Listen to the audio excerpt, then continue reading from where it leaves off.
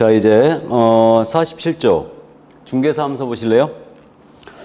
중개사무소는요, 내용이 굉장히 방대합니다. 그렇기 때문에 이거는 통상 시험에서 이제 두 문제 정도 비중을 갖고 있어요.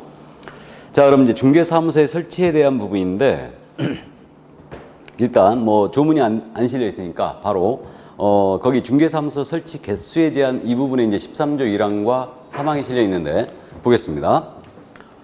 그 중개사무소에 대해서는 일단 그 지난주에 말이에요. 등록을 공부하면서 중개사무소 설치 기준을 따져봤죠. 그래서 중개사무소 설치 기준은 건축물 대장에 기재가 된 건물에 확보하라 이랬습니다. 건축물 대장에 기재가 돼 있어야 돼요. 그 다음에 등록을 신청한 자가 소유전세 임대차, 사용대차의 방법으로 사용권이 있는 건물이어야 된다고 그랬습니다. 이렇게. 다만 건축물 대장에 기재가 안 돼 있잖아요. 그랬을지라도 준공이나 사용검사가 된 건물에는 예외적으로 설치할 수 있다 이랬어요. 그래서 요게 딱 기준이기 때문에, 설치 기준이기 때문에 일단은 해석에 의존하여 따져볼 수밖에 없다고 했습니다. 그럼 이제 불법 건축물의 설치가 불가하다는 점 말씀드렸고, 그 다음에 컨테이너와 같은 가설 건축물 있잖아요. 그래서 가설 건축물 대장에 기재가 돼 있어요. 그래도 이건 설치가 안 된다고 그랬습니다. 건축물 대장에 기재된 건물이 아니니까. 그 다음 면적 제한 규정은 존재한다 안 한다? 안 한다겠죠. 그러니까 면적을 제한하는 규정은 존재하지 않습니다. 적정 면적이면 돼요. 그러니까 여기까지 이제 했고요. 그럼 중개사무소 설치 원칙은 어떻게 되느냐? 중개사무소 설치는 이제 우리 법 13조 1항에 이렇게 돼 있죠. 개혁공사는 등록관청의 관할구역 안에, 등록관청의 관할구역 아래 중개사무소를 2대, 1개만 둘 수 있다 그랬어요. 이걸 1등록 1사무소 원칙이라고 해요. 등록이 안 하면 사무소도 하나 해야 된다. 이게 원칙이에요. 근데 1사무소 원칙에 대한 유일한 예외 있죠. 유일한 예외가 우리 법인이에요. 법인인 개혁공사는 등록관청에 신고하고, 법인인 개혁공사는 등록관청에 신고하고, 그 등록관청 관할구역 외의 지역이에요. 외의 지역에 분사무소를 둘 수 있다 그랬어요. 이게 유일한 예외예요. 그러면 법인만 유일하게 분사무소라는 이 사무소를 더 둘 수가 있죠. 그러면 법인이 아닌 경우는 무조건 사무소가 하나 해야 됩니다. 이렇게 되고요. 법인만이 유일하게 분사무소를 더 둘 수 있어요. 그래서 이제 우리가 분사무소는 지점을 얘기합니다. 그래서 이제 참고로 말씀드리면 상법에서는 본점을 본점이라고 그래요. 지점을 지점이라고 합니다.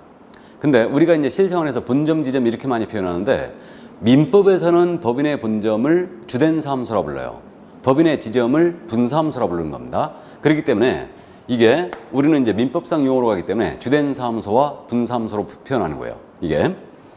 자, 그러면 이제 법인만이 유일하게 분사무소를 둘 수 있고 법인은 분사무소를 꼭 둬야 되는 거 아니에요. 둘 수도 있고 안 둘 수도 있다. 그러면 이 원칙과 예외를 위반한 게 뭐냐? 이게 바로 이중사무소예요. 이게. 그래서 이 원칙과 예외를 위반한 게 이중사무소고요. 이중사무소라는 말은 그러면 사무소가 2개소 이상이라는 얘기죠? 이거 당연히 안 된다는 얘기예요. 이거. 그래서 이중사무소 설치는 당연히 금지입니다. 이건데 그럼 이제 제재 어떻게 되냐면 만약에 이 건물에 중개사무소에 개설 등록을 했어요. 근데 영업이 너무너무 잘 됐거든요. 그래가지고 영업이 잘 돼가지고 옆 건물이 마침 빈 거예요. 그래갖고 옆 건물을 더 임차했죠. 임차해가지고 여기서 책상을 깔고 중개업을 더 영위했어요. 그럼 이거 이중사무소에 아니에요? 이중사무소 맞죠? 그러니까 옆 건물에다 더 중개업을 하는 장소를 확보했다. 그래도 이중사무소로 갑니다. 근데 나중에 알고 봤더니 이 건물이 무허가 건물이었어요. 그럼 이중사무소 피해갈 수 있느냐? 그래도 못 피해갑니다. 무슨 얘기냐면 처음에 우리가 등록하는 장소는요. 건축물 대장에 기재된 건물을 확보해야 돼요. 근데 이중사무소를 제공할 때는요. 이 두 번째 중개사무소는요. 무허가 건물이든 불법 건축물이든 가설 건축물이든 관계없어요. 중개업을 영위할 수 있는 독립공간을 확보했잖아요. 그럼 이때는 이중사무소로 갑니다. 이거는 그러면 이중사무소 설치 이렇게 독립공간을 확보하게 되면 이중사무소로 가는데 독립공간을 확보하지 못했어요. 그래서 중개사무소 외의 장소에다가 천막 그 밖에 이동 위한 임시 중개스물, 파라솔 등을 설치하여 중개업을 합니다. 그럼 이건 되느냐? 이것도 당연히 안 됩니다. 그래서 이제 우리법 13조 2항에 개혁공사는 천막, 그 밖에 이동 용이한 임시 중개 시설물을 설치하여서는 아니 된다 이랬어요. 이게. 그래서 결국은 중개사무소 외의장소에다가 독립공간을 확보하면 이중사무소. 독립공간을 확보하지 못했지만 천막 그 밖에 이동이 용이한 임시중개사무소 설치합니다. 이게 이른바 떴다방이에요. 이걸 하게 되면 임시시설물 설치 금지 규정 위반으로 처벌돼요. 그럼 이거는 이중사무소를 뒀던 임시시설물 설치했던 죄질이 같잖아요. 그러니까 처벌이 같다는 걸 꼭 기억해야 돼요. 처벌이 같습니다. 그래서 이중사무소를 뒀던 임시중개사무소를 설치했다. 이럴 때 걸리게 되면 등록을 취소당할 수 있어요. 등록을 취소할 수 있다. 이렇게 돼 있는데 이것을 저는 임의적 등록 취소라고 부를 거예요. 다른 분들은 이걸 상대적 등록 취소라고 불러요. 그래서 임의적 등록 취소는 임취라고 부를 겁니다. 임취. 등록을 반드시 취소해야 된다는 필취로 부른다고 그랬죠. 그래서 이제 등록을 취소할 수 있다. 임취. 이렇게 이제 부르고요. 형사처벌은 이중죄에 걸렸기 때문에 1년 이하의 징역 또는 1,000만 원 이하의 벌금에 처하게 됩니다. 1-1이에요. 자, 그래서 이게 바로 이제 이중사무소 임시시설물 설치 금지 규정에 관한 내용이었어요. 여담. 원래 이중사무소만 있었고요. 임시시설물 설치 금지 규정은 없었거든요. 근데 이제 임시시설물 설치 금지 규정, 이것은 2개의 판결 때문에 이 규정이 신설됐습니다. 이게 그 2개의 판결이 뭐였냐면 이거였습니다. 우리 개업공사가 말이에요. 분양사무소 모델하우스 앞에서 떴다방을 하는데 천막을 치고 한 거예요. 천막. 우리 초등학교 운동회 할 때 보면은 대형 하얀 천막 있잖아요. 그걸 치고 그 분양사무소 앞에다 이걸 치고 여기다 책상을 깔고요. 까만 양복에 포마드 발라서 올백한 우리 젊은 친구들이 분양권 전매 상담을 하고 있었습니다. 그래가지고 이게 등록관청에 적발이 된 거예요. 그래갖고 등록관청에서 이거 이중사무소다라고 고발을 해버렸어요. 이거를. 개업공사는 당연히 항변을 그렇게 했겠죠. 야, 천막 치고 한 게 무슨 사무소냐. 저거 사무소 아니거든? 하면서 이제 이 소송이 대법원까지 갑니다. 그러니까 검사는 이제 처벌하겠다고 기소를 했던 거예요. 그래갖고 이게 이제 대법원까지 갔어요. 대법원의 판단은 어땠느냐. 천막을 치고 한 것은 중개업을 영위할 수 있는 독립공간을 확보한 거다. 그러니까 이것은 이중사무소로 본다라고 이제 해석을 했어요. 그래갖고 이 개업공사한테 벌금 30만 원이 확정이 됐어요. 대법원에서. 벌금 30만 원이. 그럼 지금 벌금 30만 원이면 사실 이거 진짜 일당도 안 되는 거 아닙니까? 이게. 이렇게 됐는데 이때 당시에는요, 우리가 이제 지난주에 결격 사유를 공부했죠. 현재 우리 결격은 어떻게 되냐면 우리 공인중개사법 위반으로 벌금 얼마 이상 받아야 돼요? 300만 원 이상이죠. 300만 원 이상 받아야 결격입니다. 그럼 이제 등록 취소예요. 이렇게 되는데 이때 당시는요, 벌금액에 관계없이 받으면 바로 결격이었어요. 그냥 받으면. 그러니까 30만 원이 문제가 아니고 우리 법 위반 벌금 받았다는 데 문제가 생긴 거예요. 그래가지고 이 개업공사는 결국 벌금 30만 원 확정되는 바람에 간판 내렸죠. 등록 취소란 얘기예요. 그럼 자기 간판 내리고 소공 간판 걸어야 되죠? 소공. 그리고 본인은 일하러 출근하면 절대 안 됩니다.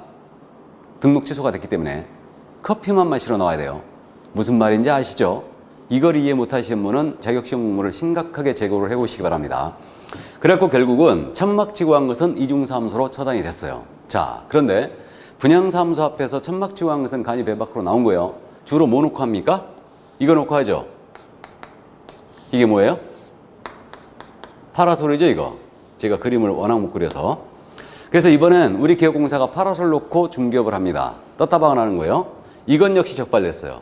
그럼 여기서 지금 우리 등록관청이 이겼지 않습니까? 그래갖고 역시 파라솔 놓고 한 것도 이것도 고발 들어갔어요. 이중사무소다 그러고. 이 소송 역시 대법원까지 갔습니다. 대법원의 판단은 어땠느냐? 대법원은 야, 아무리 봐도 파라솔 놓고 한 것은 이건 사무소로 보기는 곤란하다. 그래가 결국 무죄. 개공이 이겼습니다. 그러자 이제 이 2개의 판결이 나오면서 이제 우리 법 13조 2항을 신설하게 돼요. 그래서 이제 13조 2항에서 개업공사는 천막, 그 밖에 이동이 용이한 임시 중개 시설물을 설치해서는 안 된다. 그래가지고 원래 이중사무소가 필취였거든요. 필취였는데 임시시설물 설치 금지기 들어오면서 이게 임치로 뒀거든요. 그래갖고 그 형평을 맞추기 위해서 이중사무소가 임치로 온 거예요. 그래서 일단 이런 이제 우여곡절이 있었다는 거 일단 참고를 해두시기 바랍니다. 자, 그럼 이제 사무소에 대한 기본 내용을 살펴봤고요. 그럼 이제 그 48쪽으로 넘어가죠. 법인인개혁공사의 분사함 설치가 나오죠. 자, 그럼 이제 법인인개혁공사의 분사함소로 넘어갑니다. 법인만 유일하게 분사함 설치할 수 있는데 법인의 지점이에요. 그럼 분사함소를 법인이 설치하고자 할 때는 설치 요건을 갖춰야 될 겁니다. 그럼 법인의 분사함소 설치 요건 정확하게 이제 나중에 우리는 기억할 건데 법인이 분사함소를 설치하고자 하잖아요. 그럼 이때는 13조 3항이 법인인개혁공사라는 등록관청에 신고하고 그 관할기업 외의 지역에 분사함소를 둘 수 있다 그랬죠. 그러니까 분사함소는 기본적으로 주된 사무소가 있는 시, 군, 구를 제외한 시, 군, 구별로 설치할 수 있어요. 시, 군, 구별로 설치하되 시, 군, 구별로는 한 개소를 초과할 수 없다 그랬죠. 여기까지. 그러니까 만약에 법인의 주된 사무소가 경기도 광명시에 있었어요. 그럼 이 법인은 절대 광명시에는 분사무소 못 둔다는 얘기죠, 이거. 그래서 사실은 동일 등록관청 내에는 사무소가 하나야 된다. 이 원칙을 유지하고 있는 거예요, 지금. 그 다음에 시군 구별로도 한 개수를 추가할 수 없어요. 그러니까 동일 시군 구별로는 사무소가 하나야 된다. 이 원칙을 유지하고 있는 겁니다. 그래서 이거 생각보다 잘 물어봅니다. 주된 사무소가 있는 시군구에는 분사무소 못 둔다는 거. 그래서 일단 이해를 꼭 해두시고요. 그러면 법인은 전국 모든 시군구에 분사무소를 둘 수 있다. 틀렸죠? 전국 모든 시군구가 아니에요. 유일하게 주된 사무소가 있는 시군구는 못 둡니다. 그래서 이 점 주의하시고, 그 다음에 이제 분사무소의 소장님 있죠. 소장님을 뭐라고 부르냐면 책임자라고 부를 거예요. 분사무소의 책임자. 이분이 분사무소 소장님이에요. 책임자는 공인중개사일 것 이랬죠. 그래서 지금 중개인을 지휘하고요. 사무소 대표자는 전부 다 공인중개사죠. 이렇게 돼 있는데, 자, 그래서 이게 분사무소에 대한 설치 요건 기본 3가지가 이거거든요. 여기서 특수법인 잠깐 따집니다. 특수법인은 지역농협, 한국자산관리공사 이런 것들이 있는데 특수법인도 법인이니까 분사하면 될 수 있어요. 이때 특수법인도 이 요건을 맞춰야 되겠지만 특수법인의 분사무소의 책임자 있죠. 이자는 공인중개사가 아니어도 됩니다. 그래서 우리 특수법인한테는 분사무소의 책임자는 공인중개사에 한다는 요건을 적용하지 않아요. 그래서 특수법인에 대한 특례가 3가지가 있는데 그 첫 번째는 오늘 뭐라고 그러냐면 등록기준을 특수법인한테는 배제했다고 그랬죠. 두 번째 특례가 뭐냐? 분사무소의 책임자는 공인중개사가 아니어도 됩니다. 특수법인의 분사무소 책임자는.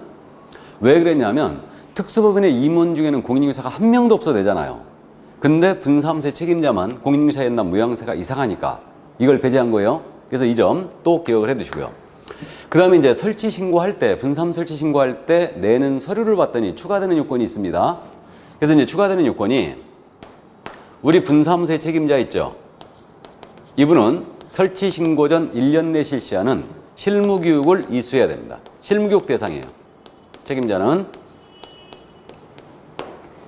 실무교육 받아야 되고요. 그 다음에 우리 분사무소를 법인이 설치하잖아요. 그럼 분사무소를 둘 때마다 보증, 손해배상 책임을 보장하는 조치죠. 보증을 1억 원 이상을 추가로 설정해야 돼요. 자, 그럼 이 점 잠깐 생각을 해보고 합니다. 분사무소를 둘 때마다 법인은 보증을 1억 이상을 추가로 설정하라 이랬어요. 그럼 이 추가로 의미가 과연 뭘까? 이겁니다. 광명시에 주된 사무소가 있는 법인이에요. 그럼 여기는 보증이 기본 얼마큼 계획했습니까? 2억이 계획했죠. 법인은 보증을 2억 이상 설정해야 되니까. 그래서 2억이 설정돼 있어요. 근데 이 법인이 만약에 종로구에다가 분사무소 설치하는 거예요. 그러면 여기 주된 사무소 2억에다가 플러스 1억을 하란 얘기예요. 과천시에다 분사무소잖아요. 그럼 역시 플러스 1억. 또 저기 하남시에다가 분사무소잖아요. 그럼 역시 플러스 1억이에요. 그러니까 법인은 분사무소를 둘 때마다 주된 사무소 보증 설정 금액에다가 1억, 1억, 1억씩 업하는 거예요. 그럼 결국 법인은 보증 설정을 하나로 끊는다는 얘기죠. 이렇게 되는 건데, 그렇다면 법인이 만약에 분사무소를 4개소를 둔 거예요. 4개소. 그럼 이 법인의 최소 보증 설정금이 얼마 돼야 됩니까? 6억이죠. 주된 사무소 2억에 4개소 뒀으니까 4억 추가예요. 그러니까 6억입니다. 그럼 왜 이렇게 추가로 설정하도록 했을까? 둘 때마다 1억씩을. 그 이유는 의뢰인을 두텁게 보호하기엔 좋습니다. 그러니까 만약에 종로구 분사무소에서 사고 났잖아요. 그럼 이 법인은 토탈 6억 가지고 지급책임을 져라 이 얘기예요. 그렇기 때문에 의뢰인 보호를 위해서 이 법인은 보증을 이렇게 분사무소 줄 때마다 1억 이상 추가해요. 그래서 이제 그렇게 이해해 두시면 되고요. 그 다음에 분사무소도 당연히 설치 신고하기 전까지 분사무소로 확보를 해 놓으셔야 돼요. 계획으로 들어가는 거 아니라겠습니다. 확보를 미리 해 놓으셔야 되고 책임자는 당연히 결격사유에 해당이 안 돼 있어야 됩니다. 이게 분사무 설치 요건이었어요. 자, 그럼 요건 갖췄으므로 분사무 설치 신고해야 되죠. 그럼 신고를 어디다 할 거냐 이 문제가 생기는데 분사무 설치 신고는 주된 사무소가 있는 시군구청장에게 들어갑니다. 그래서 주된 사무소 시군구청장에게 들어가는데 이 자를 앞으로 주된 사무소 등록관청이라 부를 거예요. 그러니까 종로구에 분사무 설치하는데 신고는 광명시장에게 한다는 얘기죠? 이 얘기예요. 해서 분사무소에 대한 모든 행정업무 처리 있죠? 모든 행정업무 처리는 주된 사무소 등록관청에서 한다. 이걸 명심합니다. 그래서 이 분사무소 만약에 이전하잖아요. 이전 신고 주된에다가 분사무소 사용할 인장의 등록도 주된에, 분사무소에 휴업 신고한다 주된에, 분사무소 업무정지 때린다 주된에서 때려요. 그러니까 모든 행정업무 처리를 주된 사무소 등록관청에서 행하게 됩니다. 그럼 이제 서류를 내야 되겠죠. 그럼 분사무 설치 신고서에다가 요건증명서를 그대로 첨부하는데 여기서 참고 우리 등록을 할 때 자격증서본 냈어요 안 냈어요? 등록 신청할 때 안 냈죠? 이 자격증서본은 직접 내지 않고 등록관청이 직접 자격발급 시도사에게 확인 요청 들어간다고 그랬죠. 그러니까 분사무 설치 신고할 때도 책임자의 자격증서본을 내지 않습니다. 그래서 참고해 두시고 물론 이제 신고할 때 수수료 있어요. 자, 그럼 이제 신고 들어갔거든요. 그럼 내용을 확인한 다음에 요건에 적합했다. 그럼 분사무소는 등록증이 아니고요. 신고필증이라 불러요. 이 신고필증을 이제 교부를 해줍니다. 그럼 이제 분사무소 안에 보기신고서 게시를 해놓고 중개 업무를 시작하면 되는데 이때 이거 협회에다가 일단 통보해줘야 돼요. 등록관청은 사무소가 새로 생겼으니까 이거 협회 통보사항이에요. 다음 달 10일까지 협회 통보해주고요. 나중에 협회 통보사항은 한꺼번에 다 정리합니다. 그래서 협회 통보해주게 돼 있고요. 하나의 통보가 더 있어요. 지금 생각을 해보면요. 종로구에다가 분사무 설치하는데 신고는 광명시장에게 해버린 거예요. 그럼 종로구청장 알아요 몰라요? 모르죠.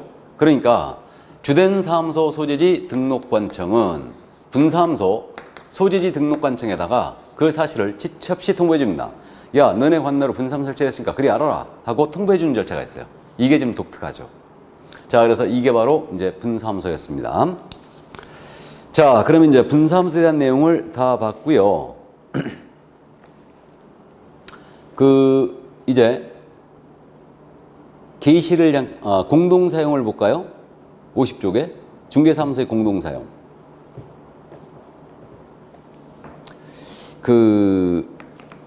게시에 대한 부분이 지금 현재 공동사용 바로 위에 있는데 게시에 대한 부분이 별도로 지금 여기 정리된 게 없죠?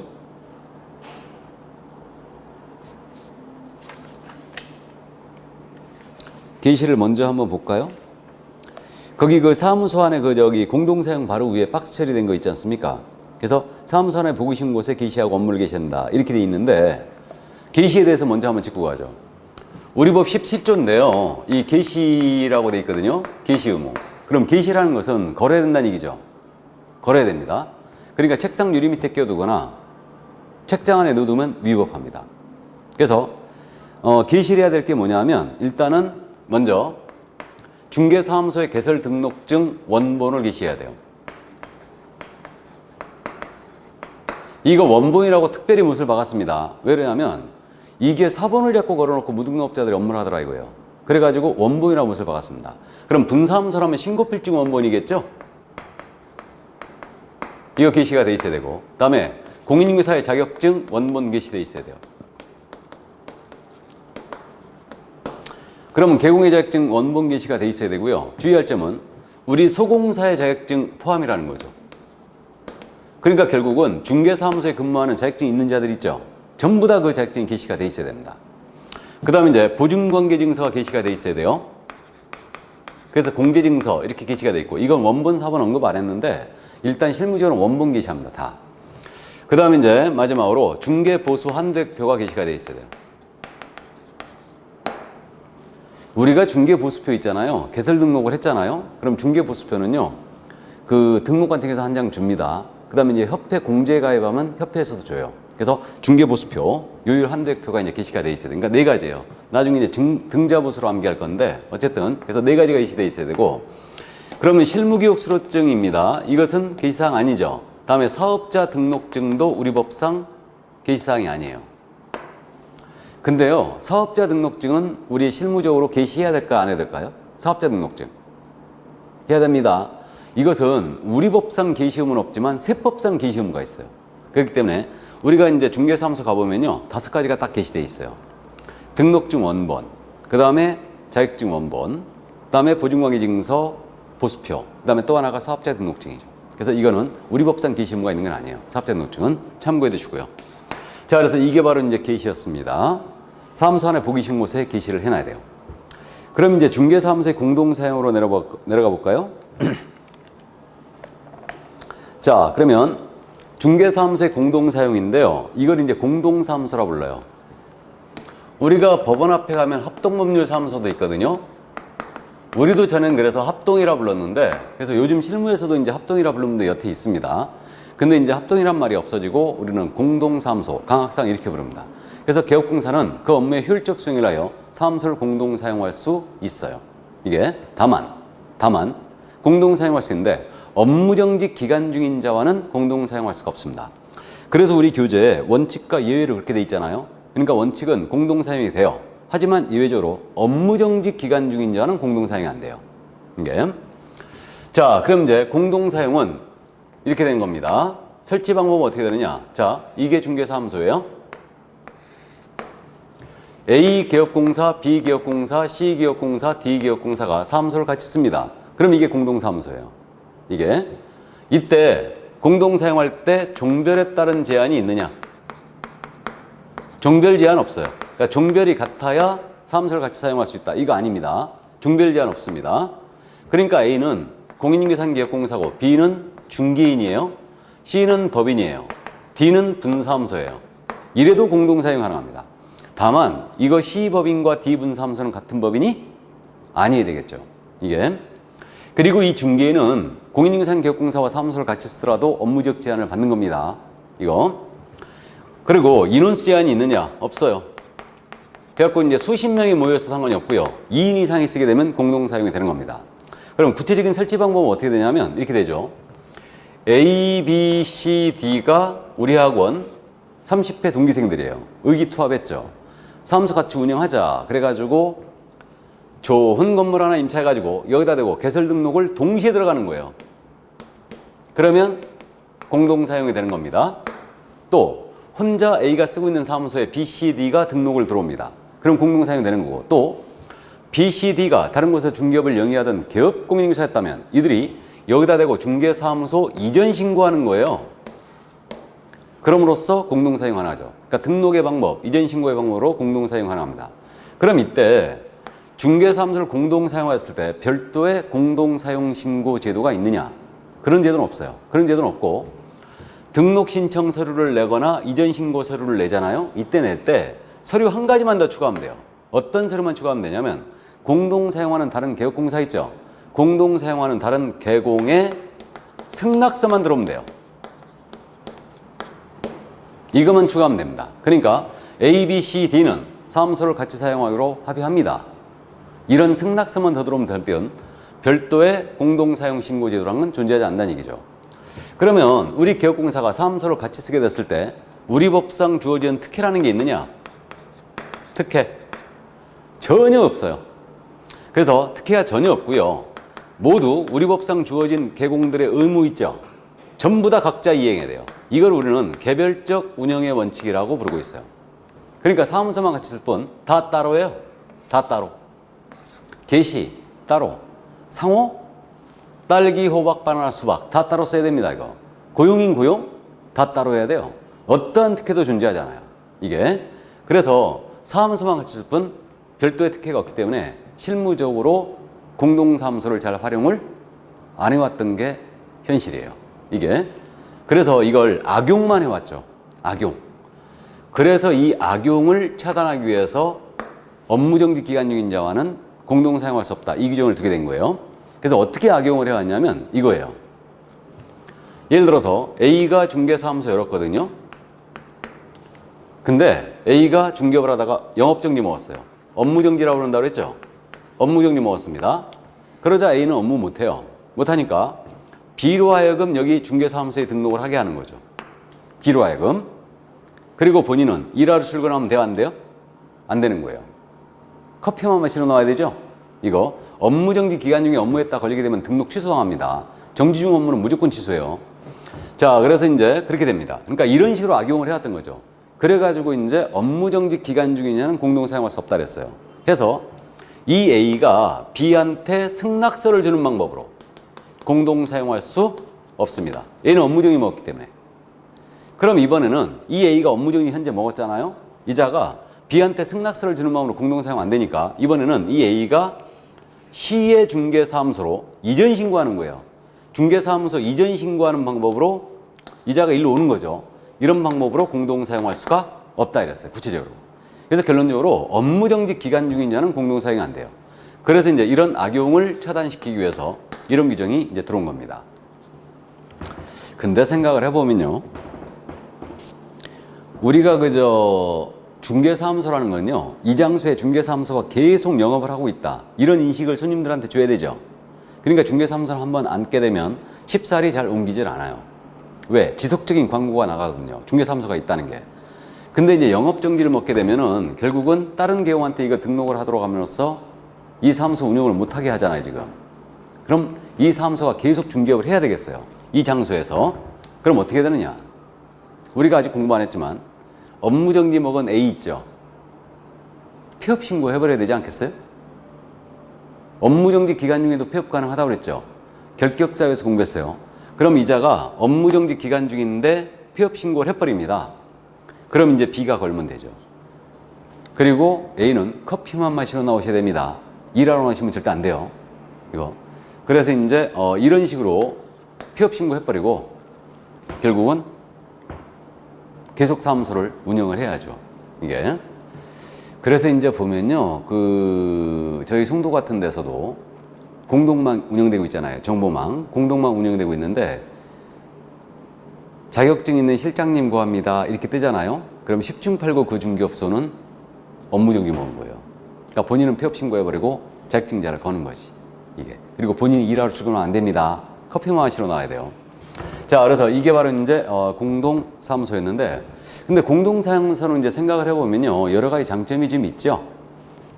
일단 추정해 볼 수 있는 게 비용을 절감할 수 있죠. 그 다음에 중개업을 대형화시킬 수도 있지 않겠어요? 그리고 이제 수십 명이 모여 있는 공동사무소도 있어요. 있기는. 그 다음 분업화도 가능하죠. 분업화. 그러니까 토지 전문, B는 상가 전문, C는 오피 전문, D는 아파트 전문 이런 식으로 그래서 이제 분업화도 가능합니다. 그래도 뭐니뭐니해도 큰 장점은요. 우리는 4명이 모이면 1명은 팔 수 있죠. 뭘 팔아요? 광. 그래서 그게 뭐니뭐니해도 가장 큰 장점이에요. 이게 1명은 광을 팔 수 있죠. 요즘은요. 공동사무소를 뭐로 또 활용하냐 하면요. 절세 방안으로. 절세. 그러니까 뭐냐면요. 우리가 이제 세법 시간에 여러분들 공부할 텐데, 일반 과세자가 있고, 간이 과세자가 있다는 거 아시죠? 우리가 중개사무소 등록할 때요, 지역에마다 약간 차이 있는데, 우리는 고소득 직업군으로 일단 분류되어 있어요. 그러니까 강남 같은 데는요, 우리 중개사무소 등록하면 아예 일반 과세로 받아버립니다. 간이 과세로 안 받아요. 근데 대부분의 지역이 간이 과세로 받아주죠. 그러니까 간이 과세, 일반 과세의 차이는 부가세를 부과하느냐 안 하느냐 문제예요. 부가세, 부가가치세. 그런데 연간 매출액이 우리는요, 4,800만 원을 넘어서잖아요. 그러면 일반 과세로 자동적으로 돌게 돼요. 이게. 그럼 부가가치세 신고해야 됩니다. 그럼 중개보수 받을 때요, 부가가치세를 받아야 돼요. 이거를. 근데 예를 들어서 법정보수가 300인데, 그럼 부가가치가 10%니까 일반과세자인데 10% 더 받아야 되잖아요. 330달러 하면 주겠어요, 손님이? 잘 안 줍니다. 이거. 그러니까 결국은 우리가 그 10%를 그대로 이제 세금으로 떠안게 돼요. 그러니까 요 일반 과세로 들면 세금이 이제 많아지거든요, 세금이. 그러니까 이제 공동사무소로 활용하는 거죠. 그래서 이제 소속공사를 고용할 때 소공사한테 너도 자격증 걸어라 이런 거지. 너도. 대신 비용은 내가 다 된다. 이게. 그래가지고 나눠서 끊어버리는 거예요. 그래서 공동사무소를 요즘 그런 식으로도 활용합니다. 그래갖고 이제 매출액이 이제 4,800 넘어서야 되잖아요. 당연히. 4,800 미만이 되면요. 진짜 먹고 살기 힘들죠. 요즘은 이제 거래가 워낙 투명해져가지고요. 현금 영수증 다 끊어야 돼요. 그러니까 이제 우리 수입이 다 노출이 돼버립니다. 그렇기 때문에 이제 이게 세금 때문에 말이에요. 그래서 공동사무소를 활용하는 경우들이 있어요. 그래서 나눠서 끊는 거예요. 소공으로 하면 걸게 하는 거죠. 이게. 자, 그럼 그 정도 이제 참고를 일단 해 두시고요. 이게. 자, 그럼 이제 51쪽으로 넘어갑니다. 중개사무소의 명칭, 간판의 철거, 부동산 중개 광고, 뭐 이런 부분이 나와 있는데, 사무소 명칭을 보실래요? 이 사무소 명칭은 상호를 얘기하는 겁니다. 상호. 자, 그러면, 지금, 개업공유사를 했고 동그라미 1번 이렇게 돼 있잖아요. 거기 보시면, 법인인개업공사, 공인인규상개업공사 이렇게 돼 있는데, 우리 개업공사는 그 사무소의 명칭에는요, 공인인규사 사무소 또는 부동산 중개란 문자를 사용해야 됩니다. 사무소 명칭에 밑줄 긋고 공사 사무소, 부동산 중개 밑줄 긋고요. 그리고 내려가서 거기 5개 광물 설치란 말 나와 있죠. 거기에 동그라미 1번을 잠깐 보세요. 개업공사는 5개 광물을 설치할 수 있다. 설치하는 경우에는 중개사무소 등록증에 표기된 개업공인인규사, 법인의 경우는 대표자, 법인 분사무소의 경우는 신고 표기된 책임자의 성명을 표기한다. 그래서 5개 광목이란 말에 밑줄 긋고요. 성명을 표기에 밑줄 긋으세요. 이게 우리 법 18조 1항과 3항을 지금 읽어드린 건데 조문이 안 실려 있어서 조금 그렇게 하는데, 자 보시면 중개사무소의 명칭에 대한 부분이거든요. 원래 이 명칭이 들어온 취지는요. 컨설팅이나 분양 대행을 걸어놓고 자꾸 중개업을 하더라 이거예요. 이걸 잡기 위해서 명칭이 들어왔는데 사실은 그거는 못 잡고 우리 계곡만 때려잡고 있는 거죠 지금 이게. 그럼 중개사무소의 명칭입니다. 그래서 이제 우리 법 18조에 뭐라 되냐면 개업공사는 그 사무소의 명칭이에요. 중개사무소의 명칭은 상호를 얘기해요. 이 상호에는 공인인규사 사무소 또는 부동산 중개란 문자를 사용해야 한다 했어요. 둘 중에 한 가지 쓰라는 얘기예요. 이거를 상호를 정할 때는. 그러면 중개인은 자격증이 없지 않습니까? 그래서 중개인은 공인인규사 사무소란 명칭을 못 써요. 못 쓰고 중개인은 부동산 중개란 문자만 사용할 수 있습니다. 그러나 법인과 공인인규사개업공사는 공인인사 사무소를 쓰던 부동산 중개를 쓰던 상관이 없습니다. 그 다음 18조 3항에는 또 뭐라고 그러냐면 개업공사는 5개 광고물을 설치하는 거예요. 이 5개 광고물은요 종류가 여러 가지가 있거든요. 간판도 있고 현수막도 있고 전단지도 있고 뭐 여러 가지가 있는데 우리가 얘기하는 5개 광고물은 오직 간판만 얘기한다는 걸 명심해야 돼요. 그래서 5개 광고물 설치 시에는 이때는 등록증에 표기된 개업공사의 성명을 표기해야 된다 그랬어요. 5개 광고물 설치 시에는. 그래서 이걸 간판 실명제다 이렇게 불러요. 그래갖고 우리가 중개사무소 간판 보면요 다 대표 해갖고 조그맣게 써있죠. 그래갖고 법인은 대표자의 성명 써야 되고요. 분사무소는 책임자 성명 쓰는 겁니다. 이때 이 성명 사이즈 있잖아요. 이거는 인식할 수 있는 크기로 쓰면 돼요. 전에는 성명 사이즈도 이거 규제했었어요. 가로형 간판에 성명을 쓸 때는요 세로 길이의 3분의 1 이상의 크기로 써야 된다 이런 규정이 있었는데 이건 과도한 규제해갖고 삭제했습니다. 그래갖고 인식할 수 있는 크기로 쓰면 돼요. 그러니까 조그맣게 이름이 써있죠. 그러면 생각을 해보면 사무소 명칭에는 공사사무소, 부동산 중개란 문자 쓰라 그랬고 5개 광고물 설치할 때는 등록증에 표기된 개공의 성명을 쓰래요. 그럼 사무소 명칭에 성명 쓰라는 얘기 없다는 얘기죠? 이 얘기예요. 그래서 이제 그 점을 일단 주의하는데 그러면 적법 명칭 여부를 잠깐 연습합니다. 적법 명칭인지 아닌지. 예를 들어서 호박 공인인규사 사무소라고 그랬어요. 적법하죠? 대박 부동산 중개 사무소라고 했습니다. 역시 적법해요. 한민우 공인인규사 사무소라고 정했어요. 역시 적법합니다. 이종근 부동산 중개 사무소라고 정했어요. 역시 적법해요. 이게 물론 이제 무등록업자가 되겠지만, 그러면 실명을 쓰든 안 쓰든 관계없다는 얘기예요. 실명을 쓰든 안 쓰든 관계없어요. 그래서 이제 이렇게 돼 있는데, 그 당초에 우리 협회 주장은요, 아예 그 무등록업자를 색출해내기 위해서 타이틀 걸고 하자, 아예 간판에 실명을 쓰게 하자, 이렇게 이제 주장한 바가 있었어요. 근데 이게 이제 관철되지 못했죠. 왜 그러냐면 손님 입장에서 보면 호박을 기억하기 쉬워요, 한민호를 기억하기 쉬워요? 호박이 훨씬 쉽죠. 그러니까 이제 간판 우리 상호를 정할 때 있잖아요, 세 글자도 잘 안 씁니다. 기억하기 쉬우라고. 그래서 이제 어쨌든 이게 이제 적법 명칭인데, 그러면 호박 부동산이라고 하는 거예요. 적법하다, 부적법하다? 부적법하죠. 부동산 중개까지 나와야 돼요. 또 한민호 공인인증서라고 한 거예요. 역시 부적법합니다. 공인인증서 사무소까지 나와야 됩니다. 이게. 그래서 이제 명칭 이 정도 감을 잡아두시고요. 원래 이제 간판에 아예 그 상호를 전문 직업인들은 정할 때 실명을 쓰라고 하는 경우가 많죠. 변호사, 법무사, 세무사, 회계사 실명 쓰잖아요, 많이. 의사들 같은 경우는 제가 알기로는 전문의 이상의 자격증이 있어야지 실명 쓸 수 있는 걸로 알고 있는데, 그래서 어쨌든 우리는 실명을 쓰든 안 쓰든 관계는 없어요. 근데 5개 과목을 설치할 때는 반드시 성명을 인식할 수 있는 크기로 써주게 되어 있습니다. 이거 한번 잠깐 볼까요? 중개사하면 상호를 이렇게 정한 거예요. 공인중개사, 한민호 사무소, 이렇게 정한 거예요. 이거 적법한 것 같아요, 부적법한 것 같아요? 공인중개사, 한민호 사무소. 부적법하다는 게 우리 유권 해석이에요, 국토부. 왜 그러냐면 공인중개사 사무소란 말은 연속돼야 된대요, 이게. 그러니까 공인중개사 한민호 사무소는 안 됩니다. 근데 한민호 공인중개사 사무소는 된대요.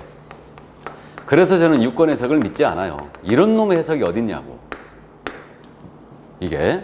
그래서 어쨌든 참고하시기 바랍니다. 이거 연속돼야 된다요, 이게. 자, 그래서 이제 명칭 이 정도 이제 감 잡아두시고요. 그러면 개업공인중개사가 아닌 자, 개업공사가 아닌 자는 공인중개사무소, 부동산 중개, 이와 유사 명칭을 쓰면 안 됩니다. 만약에 개공이 아닌 자가 유사 명칭 쓰면 이거 명칭 사칭이 돼요. 그럼 1년 이하의 또는 1,000만 원의 벌금이고, 그 다음에 위법 사무소의 간판이 발견됐잖아요. 그럼 이때는 철거를 명할 수 있어요. 그래서 이제 등록과청은 철거를 명할 수 있고, 철거 명령 나갔는데 불이행했잖아요. 행정대집행법에 대집행 들어갈 수 있어요. 그리고 그 비용을 간판 뜯어내버리고 등록과청 그 비용을 개공한테 청구할 수 있다는 얘기죠. 그래서 일단 그 정도 이해를 해두시고요. 그 다음에 그저 52쪽에요. 간판에 철거란 말 나와 있잖아요. 이제 21조 2의 규정인데 이거 잠깐 보시면요. 개업공사는 다음의 어느 하나에 해당하는 경우는 지첩시 사무소의 간판을 철거해야 된다고 했죠. 지첩시. 그래서 이제 간판 철거 의무가 발생되는 경우가 있는데, 중개업을 안 할 때 간판 설치비가 장난이 아니라는 거 압니다. 최소한 250마, 싸도 200 이렇게 이상 들어가는데, 어쨌든 중개업을 안 할 때만 간판을 철거할 의무가 있습니다. 중개업을 안 할 때. 그러면 중개업을 안 할 때라 하면 뭐가 있느냐면, 중개사무소 이전 신고했잖아요. 그러면 종전사무소의 간판 지첩 철거해야 돼요. 또 등록 취소를 당했잖아요. 그럼 중개업 못하는 거죠. 그러니까 지첩 철거해야 됩니다. 마지막으로 폐업 신고해버렸어요. 중개업에 폐업 신고를 해버리면 당연히 지첩 철거해야 됩니다. 그래서 간판 철거 의무는 중개업을 안 할 때 발생하는 거다. 그러면 쉬는 거예요. 휴업 기간 중이나 또는 업무정지, 영업정지 기간 중이에요. 업무정지 기간 중에는 철거 의무가 없다라는 얘기죠. 그래서 만약에 철거 의무가 발생했는데 역시 철거 안 했잖아요. 그럼 등록과청은 행정대집행법에 대집행 들어갈 수 있습니다. 그래서 간판 철거 의무 이렇게 된다. 그래서 이 정도 감 잡아두시고요. 그 다음에 이제 중개사물에 대한 표시광고가 나오고 있죠. 52쪽에 표시광고. 그래서 이제 중개사물에 대한 광고인데 표시광고라고 했거든요. 이 표시라는 건 뭐냐면요. 우리가 상품을 사게 되면 상품 포장지가 있잖아요. 거기에 이 상품의 구성성분이라든가 주의할 점, 효능 이런 거 다 써 있죠. 이게 표시예요. 이게 표시고, 광고는 매체를 통하여 하는 홍보활동을 광고로 합니다. 광고는 매체를 통하여 하는 홍보활동. 그럼 매체라 하면 인터넷이 있죠. 잡지도 있죠, TV도 있죠, 그 다음에 신문도 있어요. 그래서 이렇게 하는 게 이제 광고예요. 이게 우리랑 관계 있는 것은 사실 광고뿐인데 그냥 표시광고 이렇게 이제 부릅니다. 그러면 우리는 이 표시광고에 할 때, 중개사물에 대한 표시광고를 할 때 명시할 사항이 정해져 있어요. 요 사항은 중개대상물 광고할 때 들어가 있어야 된다. 이렇게 이제 명시할 사항이 정해져 있는데, 그 명시할 사항이 일단은 개업공사의 성명이 들어가 있어야 됩니다. 법인은 대표자의 성명이에요. 그래서 이거를 광고 실명제다 이렇게 불러요. 이건 간판 실명제예요. 이건 광고 실명입니다. 그럼 성명 들어가 있어야 되고요. 이 중개사무소에 상호 나와야 되죠. 상호를 우리는 뭐라 불러요? 명칭. 중개사무소의 명칭이 광고에 포함되어 있어야 되고요. 그 다음에 중개사무소 소재지 있죠. 이게 광고에 들어가 있어야 됩니다.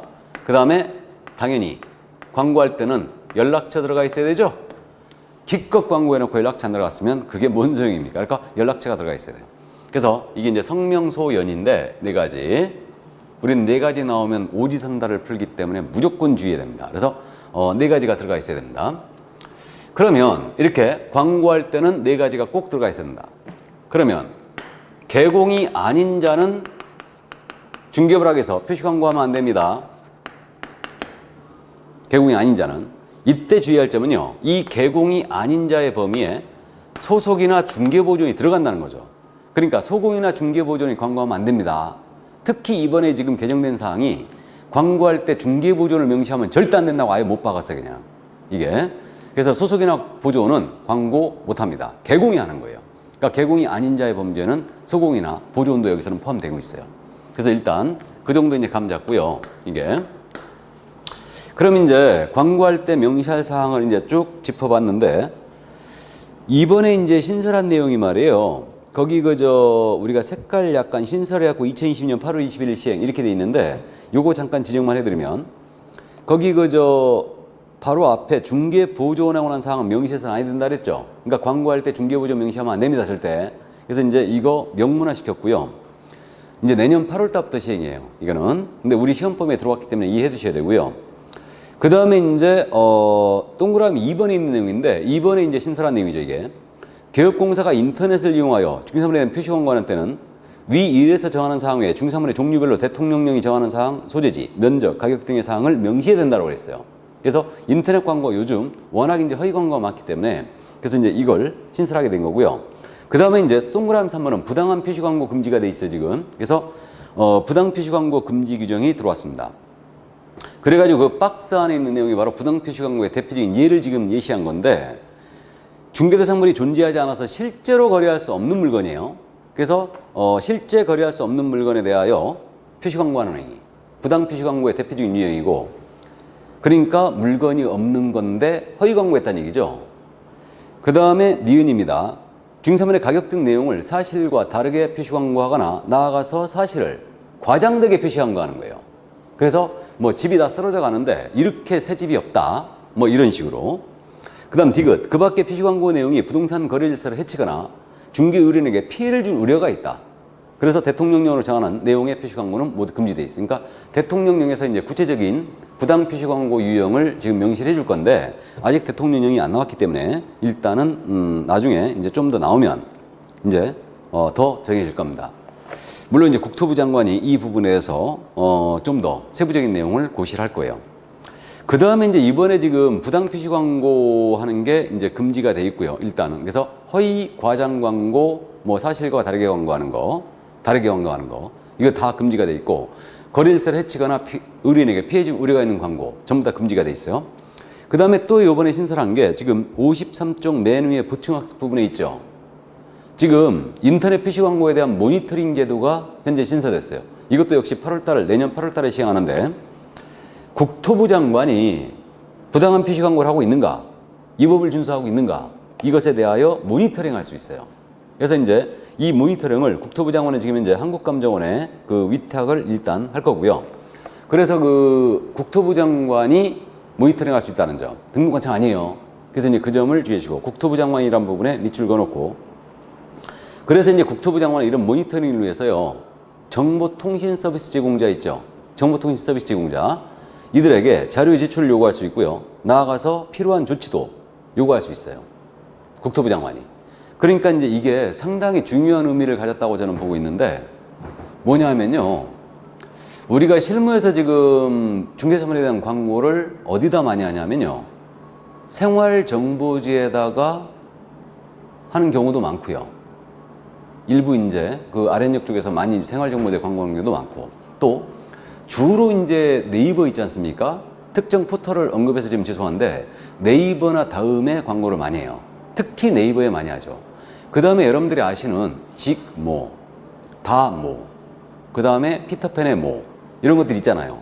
여기서 이제 이런 사실상 광고를 전부 다 부동산에 대한 거래 이런 이제 광고를 하고 있는데 이런 부분에 대해서 우리 공인사법이 전혀 타치를 못했어요 지금.